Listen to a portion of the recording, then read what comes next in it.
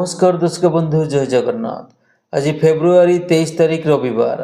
आज दिनर 20टी प्रमुख खबर गुड़ी को जानवा चाहूले भिडटी को शेष पर्यंत देखंतु एवं भिडटी भल लगे लाइक शेयर करदेवे एवं प्रत्येक दिन यही ताजा खबर गुड़ी को जानवा चाहूले चैनल टी को सब्सक्राइब कर पाखर ऑल बेल नोटिफिकेशन आइकन टी को दबाई दिंतु एवं आपण भिडटी को क्यों जिलूर देखुंत कमेंट मध्यम जनातु।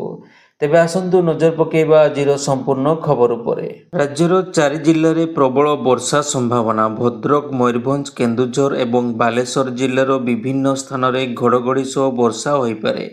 40 ରୁ 50 किलोमीटर बेगरे पवन भी बहीपारे।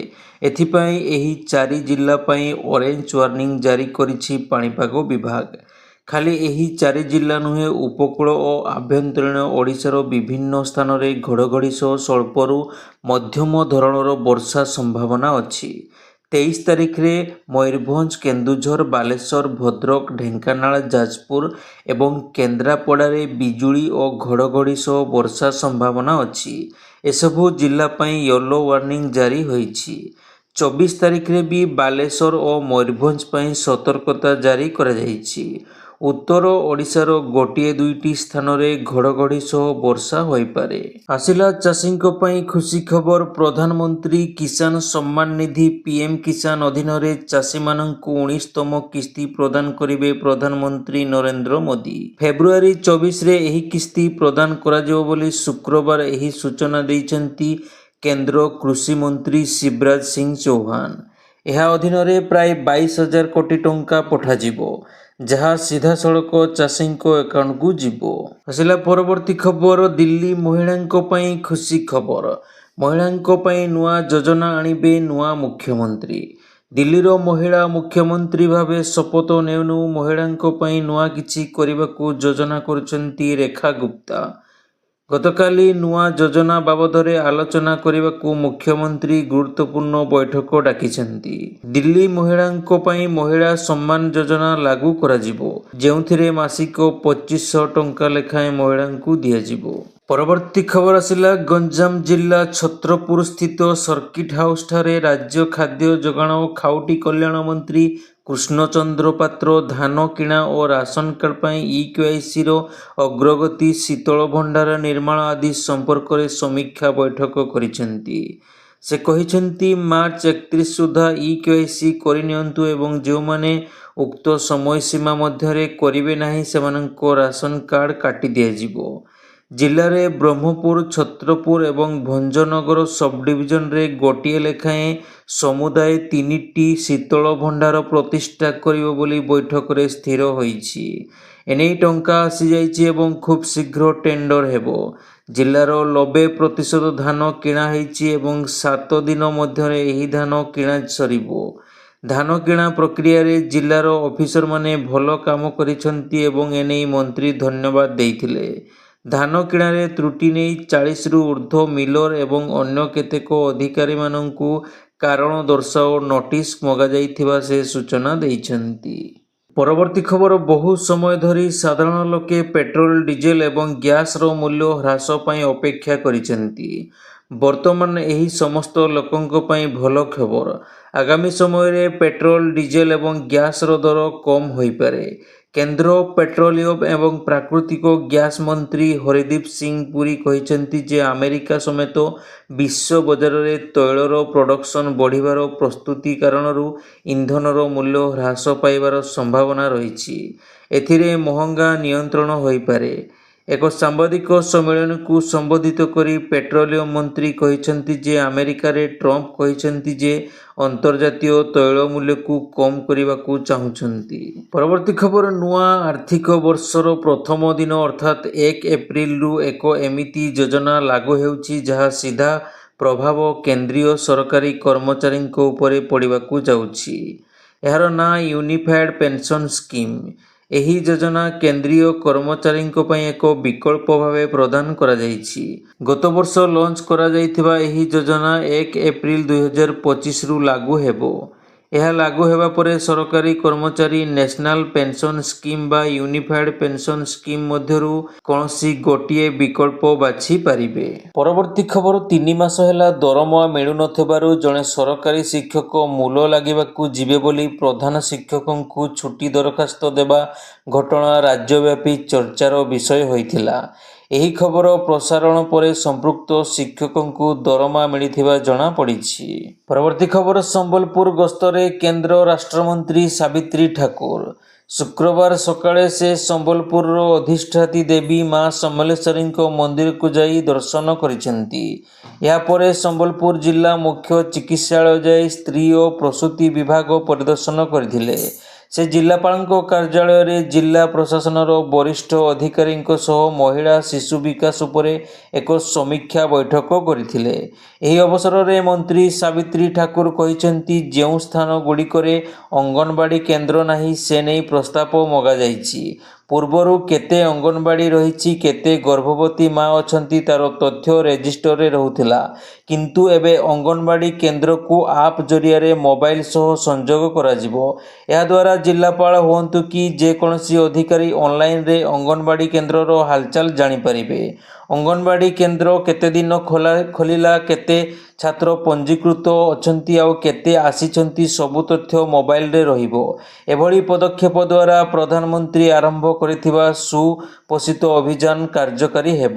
ପରବର୍ତ୍ତୀ ଖବର ପୁଣି ଆଉ ଏକ ଟନେଲ ଦୁର୍ଘଟଣା। ଭୁଶୁଡ଼ି ପଡ଼ିଲା ନିର୍ମାଣାଧୀନ ଟନେଲ ଛାତ, ଆଉ ଏହା ଭିତରେ ଫସି ରହିଛନ୍ତି 6 ଜଣ ନିର୍ମାଣ ଶ୍ରମିକ। ଜାରି ରହିଛି ଉଦ୍ଧାର କାର୍ଯ୍ୟ, କିନ୍ତୁ ଭିତରେ ଫସି ରହିଥିବା ଶ୍ରମିକମାନେ ଜୀବନ ମରଣ ସହ ସଂଘର୍ଷ କରୁଛନ୍ତି। ଏନେଇ ଚିନ୍ତାରେ ସରକାର ଶନିବାର ତେଲେଙ୍ଗାନାର ନାଗର କୁର୍ଣ୍ଣୁଲ ଜିଲ୍ଲାରେ ନିର୍ମାଣାଧୀନ ଏକ ଟନେଲର ଛାତ ଭୁଶୁଡ଼ି ପଡ଼ିଛି। ପରବର୍ତ୍ତୀ ଖବର କିଟ୍ ପ୍ରତିଷ୍ଠାତା ଅଚ୍ୟୁତ ସାମନ୍ତଙ୍କ ଦ୍ୱାରା ସରକାରୀ ଜମି ଓ ଜଙ୍ଗଲ ଜମି ଜବରଦଖଲ ପ୍ରସଙ୍ଗରେ ଆଇନମନ୍ତ୍ରୀ ପୃଥ୍ୱୀରାଜ ହରିଚନ୍ଦନଙ୍କ ପ୍ରତିକ୍ରିୟା। ଯେଉଁଠି ଯେଉଁଠି ଜବରଦଖଲ ଅଛି, ଜବରଦଖଲ ମୁକ୍ତ କରିବାକୁ ରାଜସ୍ୱ ବିଭାଗ ଓ ଏହି ବିଭାଗ ପକ୍ଷରୁ ସ୍ପେଶିଆଲ ଡ୍ରାଇଭ୍ ପାଇଁ ଯୋଜନା ହୋଇଛି। ବହୁତ ଶୀଘ୍ର ଏନେଇ ସମ୍ପୃକ୍ତ ବିଭାଗ ପଦକ୍ଷେପ ନେବେ। ଯେଉଁ ଜଙ୍ଗଲ ଜମି ଅବରୋଧ ହୋଇଛି ତାହା ବ୍ୟବସାୟିକ ଉଦ୍ଦେଶ୍ୟରେ ହେଉ ବା ବେଆଇନ ଭାବେ ଜବରଦଖଲ ହେଉ, ସେ ବାବଦରେ କାର୍ଯ୍ୟାନୁଷ୍ଠାନ ହେବ ବୋଲି କିଛି ଦିନ ପୂର୍ବରୁ ରାଜସ୍ୱ ମନ୍ତ୍ରୀ ବିଧାନସଭାରେ କହିଥିଲେ ଏବଂ ଏବେ ସେ ନେଇ ସରକାର ପ୍ରକ୍ରିୟା ଆରମ୍ଭ କରିସାରିଥିବା ମନ୍ତ୍ରୀ କହିଛନ୍ତି। ପରବର୍ତ୍ତୀ ଖବର ଓଡ଼ିଶାରେ ମାଣ୍ଡିଆରୁ ତିଆରି ହେବ ମଦ। ଏଥିପାଇଁ ଆଗ୍ରହୀ ମଦ ତିଆରି କମ୍ପାନୀକୁ ସବସିଡି ଯୋଗାଇ ଦେବେ ରାଜ୍ୟ ସରକାର। 2025-26 ଅବକାରୀ ନୀତିକୁ ନେଇ ଗତକାଲି ମନ୍ତ୍ରୀଙ୍କ ଅଧ୍ୟକ୍ଷତାରେ ହୋଇଥିବା ବୈଠକରେ ଏଭଳି କିଛି ଯୋଜନା ହୋଇଛି।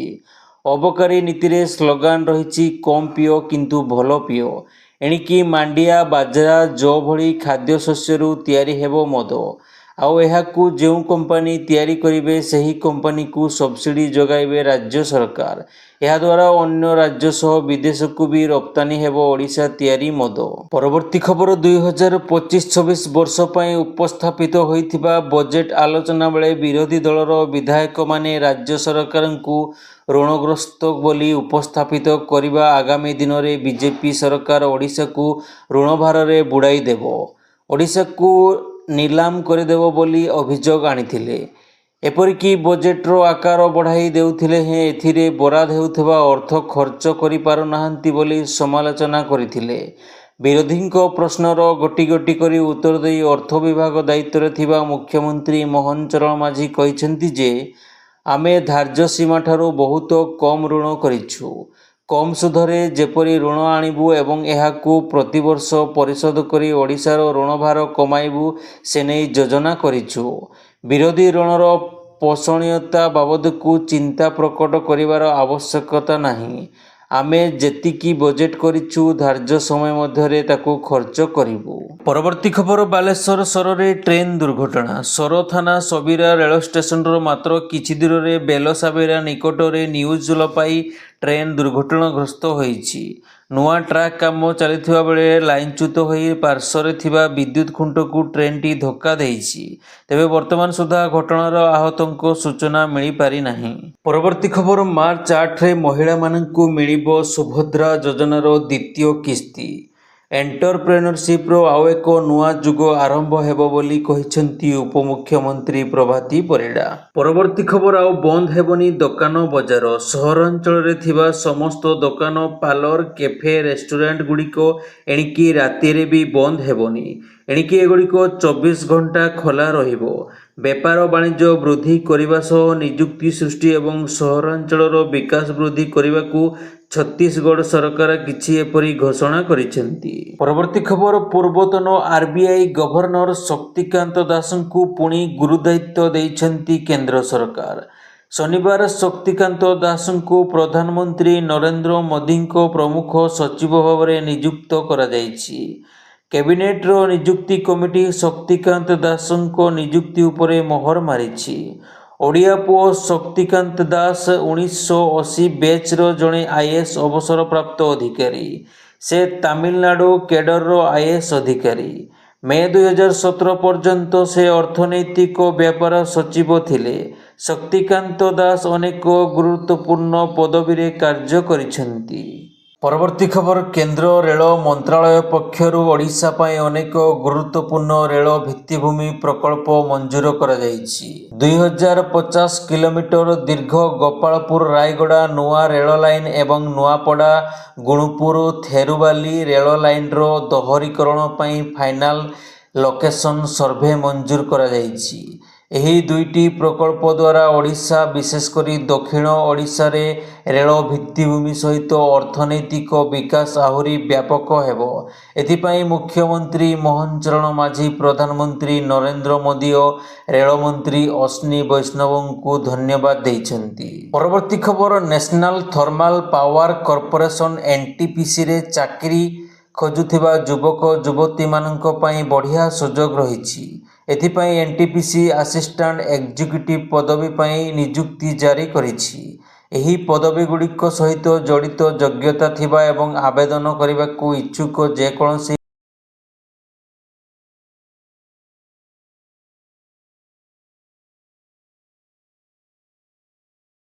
ୟୁନିୟନ ବ୍ୟାଙ୍କରେ ଖାଲି ପଡ଼ିଛି ପଦବୀ। ଏଠାରେ ଆପ୍ରେଣ୍ଟିସ୍ 2691 ପଦବୀ ଖାଲି ପଡ଼ିଛି। ସେଥିମଧ୍ୟରୁ ଓଡ଼ିଶାରେ 53 ପଦବୀ ଖାଲି। ଏଥିପାଇଁ ଆବେଦନ ପ୍ରକ୍ରିୟା ଆରମ୍ଭ ହୋଇଛି। ଇଚ୍ଛୁକ ପ୍ରାର୍ଥୀ ଆବେଦନ କରିବାକୁ ଚାହୁଁଥିଲେ ତୁରନ୍ତ ଆବେଦନ କରିପାରିବେ। ଆବେଦନ କରିବା ପାଇଁ ଅଫିସିଆଲ ସାଇଟକୁ ଯାଇ ଆବେଦନ କରିପାରିବେ। ଇଚ୍ଛୁକ ପ୍ରାର୍ଥୀ ଆବେଦନ କରିବାର ତାରିଖ 19 ଫେବୃଆରୀରୁ ଆରମ୍ଭ ହୋଇଥିବା ବେଳେ ଶେଷ ମାର୍ଚ୍ଚ 5ରେ ହେବ। ପରବର୍ତ୍ତୀ ଖବର ସୁନ୍ଦରଗଡ଼ ଜିଲ୍ଲା ଲହୁଣୀପଡ଼ାର ରାଜ୍ୟ ରାଜପଥ 10A ମୁଚୁରନାଳି ଗ୍ରାମ ନିକଟରେ ବସ୍ ଦୁର୍ଘଟଣା ଘଟିଛି। ରାଉରକେଲାରୁ ପୁରୀ ଯାଉଥିବା ଜଗନ୍ନାଥ ଏକ୍ସପ୍ରେସ୍ ରାସ୍ତା ପାର୍ଶ୍ୱ ବିଦ୍ୟୁତ୍ ଖୁଣ୍ଟରେ ପିଟି ଗାତକୁ ଖସି ପଡ଼ିଥିଲା। ବସ୍ରେ ଯାତ୍ରା କରୁଥିବା 50 ଜଣ ଯାତ୍ରୀଙ୍କ ଭିତରୁ 20 ଜଣ ଆହତ ହୋଇଛନ୍ତି। ଜଣେ ମହିଳା ଗୁରୁତର ହୋଇଛନ୍ତି।